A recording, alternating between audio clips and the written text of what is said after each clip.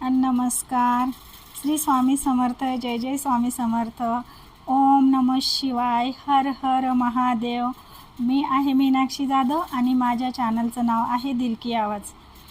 तर ह्या चॅनलवरती मी असं सांगितलं होतं की मी 12 ज्योतिर्लिंगांची माहिती घेऊन येईल मराठीमध्ये, खेड्यापाड्यातील लोकांना समजेल अशी, अडाणी लोकांना समजेल अशी, शॉर्टकटमध्ये मराठी भाषेत सर्वसामान्यांना समजेल अशी मी घेऊन येईल. तर 5 ज्योतिर्लिंगांची माहिती मी टाकलेली आहे आणि तुमचा आणि माझा वेळ न घालवता आपण सुरू करूयात. 12 ज्योतिर्लिंगांपैकी 6वं ज्योतिर्लिंग भीमाशंकर ज्योतिर्लिंग. तर ही सगळी माहिती मी का घेऊन येत आहे याच्या मागचं काय कारण, हे पहिल्या व्हिडिओमध्ये मी पूर्ण सविस्तर माहिती टाकली आहे. पहिला व्हिडिओ आहे सोमनाथ ज्योतिर्लिंगाचा, पहिलं ज्योतिर्लिंग सोमनाथ ज्योतिर्लिंग. त्या व्हिडिओमध्ये मी हे 12 ज्योतिर्लिंगांची माहिती तुमच्यापर्यंत का घेऊन येत आहे हे सविस्तर मी टाकलेला आहे. तर तो व्हिडिओ पण जाऊन बघा आणि सगळ्यांची शिवभगवानांवर खूप खूप श्रद्धा आहे. तर सगळे व्हिडिओ शेअर करा, तळागाळातील लोकांपर्यंत ही माहिती शॉर्टकटमध्ये मराठीमध्ये पोहोचेल. तर माझी विनंती आहे की व्हिडिओ जितकं होईल तितके शेअर करा, सगळेच व्हिडिओ. तर तुमचा आणि माझा वेळ न घालवता चला आज बघूयात आपण 6वं ज्योतिर्लिंग भीमाशंकर ज्योतिर्लिंग. तर भीमाशंकर ज्योतिर्लिंग हे सह्याद्री पर्वतरांगांमध्ये वसलेलं आहे आणि हे ठिकाण आहे पुण्यामध्ये खेड तालुक्यामध्ये हे भीमाशंकर ज्योतिर्लिंग वसलेलं आहे.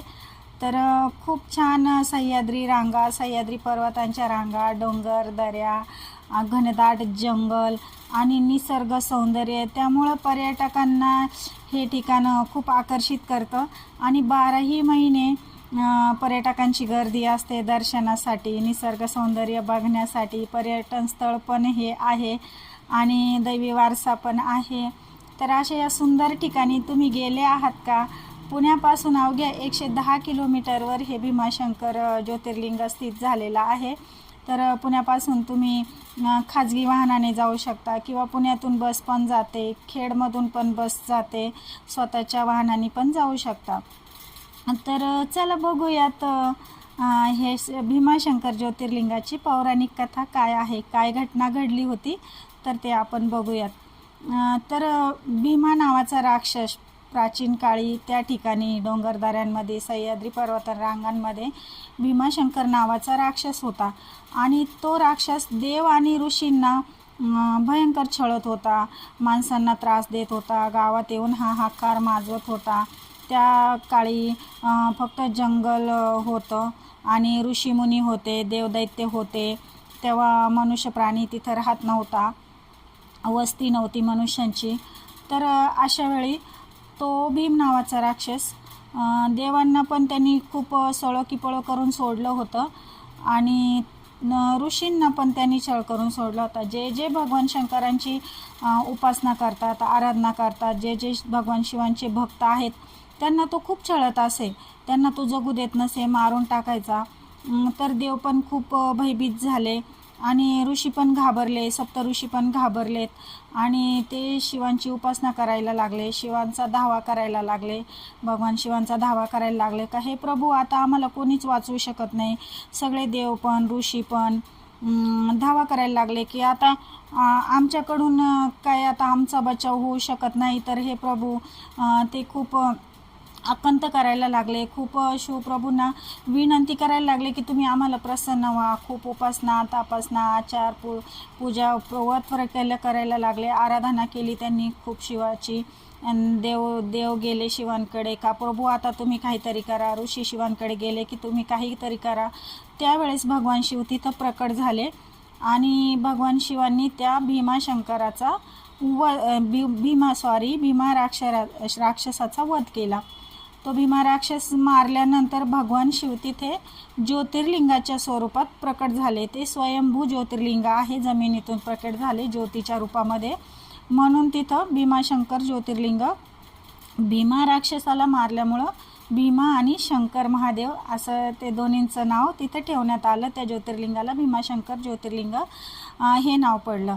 आणि असं म्हणण्यात येतात की आत्ता आपण तर सर्वसामान्य माणूस आहे, आपण पूर्ण खोलीत शिरत नाही किंवा आपण पूर्ण डिटेल माहिती आपल्याला नसते, पण आपण जे आपल्याला ऐकायला येतं, जे माहीत असतं, जे पुराणात आहे, जे वाचतो, आपण बघतो, त्यावरच आपण भाकीत करतो. तर असं म्हणण्यात येतं की भीमा नदीचा उगम पण तिथूनच झालेला आहे. त्या राक्षसाने प्रभू शिवांकडं माफी मागितली आणि पुनर्जन्म मागितला, तर मग तिथून जी नदी उगम पावली तिला भीमा राक्षसाचं नाव देण्यात आलं, म्हणजे ते सगळ्यांच्या स्मरणात राहील. तर तिथं तो भगवान शिवांना माफी मागितली, शरणागत गेला आणि त्यांनी उशाप मागितला, तर ते तुझं नाव पूर्ण सृष्टीमध्ये अजरामर राहील, म्हणून त्या नदीला भीमा नाव दिलेलं आहे आणि भीमा नदीचा उगम तिथून झाला आहे असा समज आहे. तर असं हे मंदिर सह्याद्री पर्वतरांगांच्या मध्ये आहे. घनदाट जंगल आणि सह्याद्री पर्वतरांगा आणि निसर्ग सौंदर्य, भरपूर असं निसर्ग सौंदर्य आहे.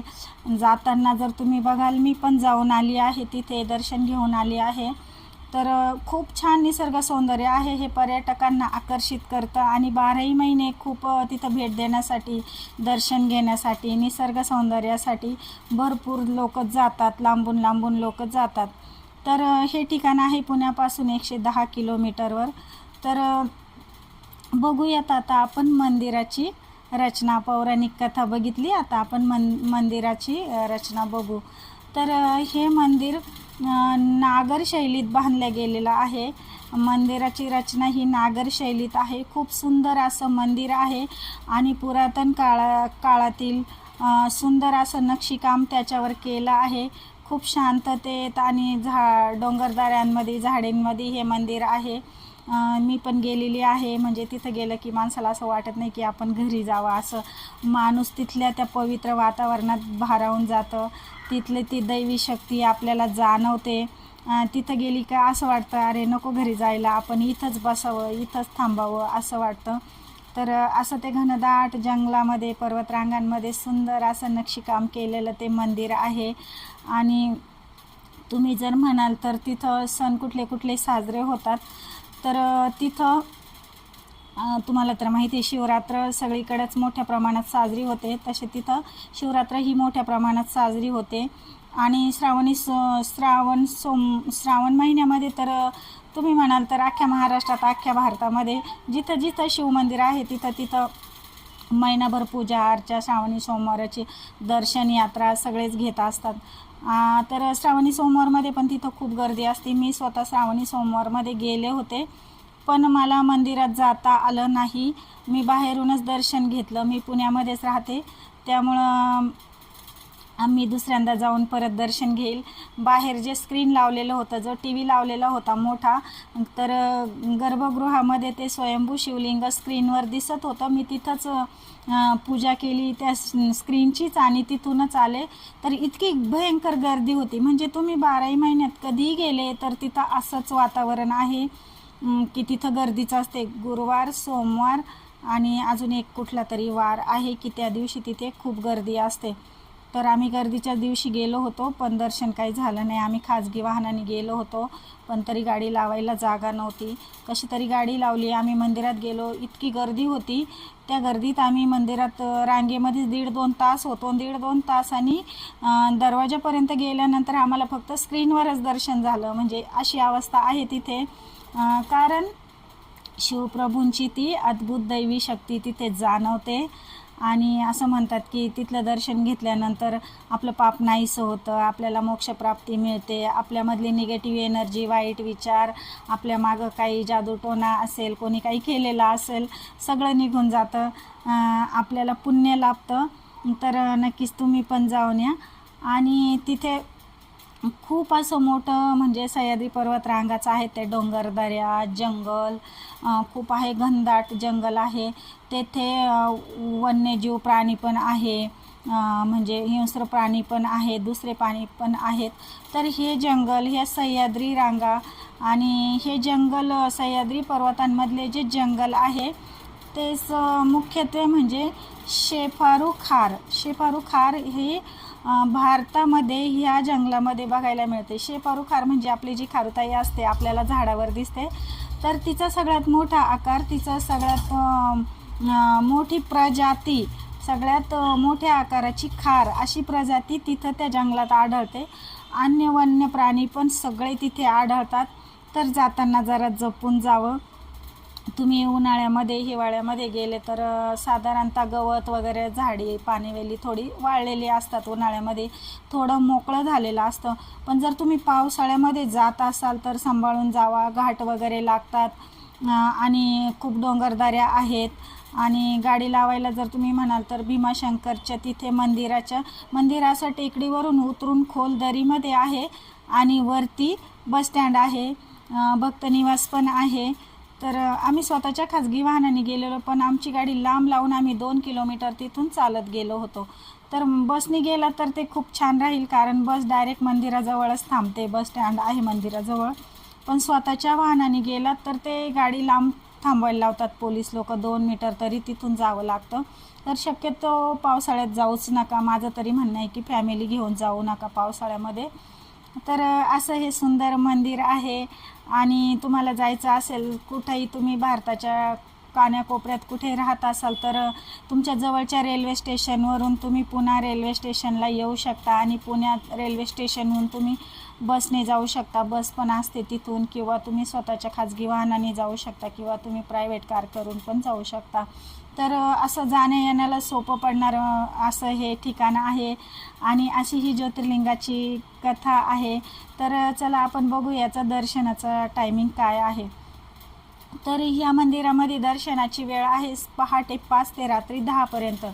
आणि कुठल्याही वेळेस कुठलीही अटतट तिथे नाही का ह्याच धर्माची लोक येऊ शकतात, ते इतक्या वाजताच येऊ शकतात, की तिथे तिकीट काढावं लागतं, की पैसे भरावं लागतात, की तुम्हाला अजून काही स्पेशल ट्रीटमेंट, काही लोकांना पैसे भरले की वेगळी लाईन, न पैसे भरणाऱ्यांची वेगळी लाईन, असा कुठलाही प्रकार तिथे नाही.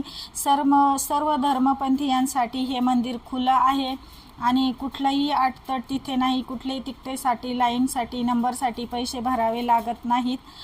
तुम्ही सहज जाऊन आणि सहज दर्शन घेऊन येऊ शकता. तर असं हे 6 नंबरचं ज्योतिर्लिंग आहे, भीमाशंकर ज्योतिर्लिंग.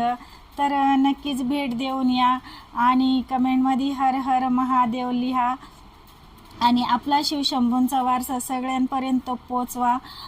ही माहिती गोरगरिबांपर्यंत पोचावी, अडाणी लोकांपर्यंत पोचावी, ज्यांना लिहिता वाचता येत नाही, जे खेड्यापाड्यावर राहतात, डोंगरदऱ्यांवर राहतात, त्यांची शिवशंकरांवरती श्रद्धा आहे, भक्ती आहे.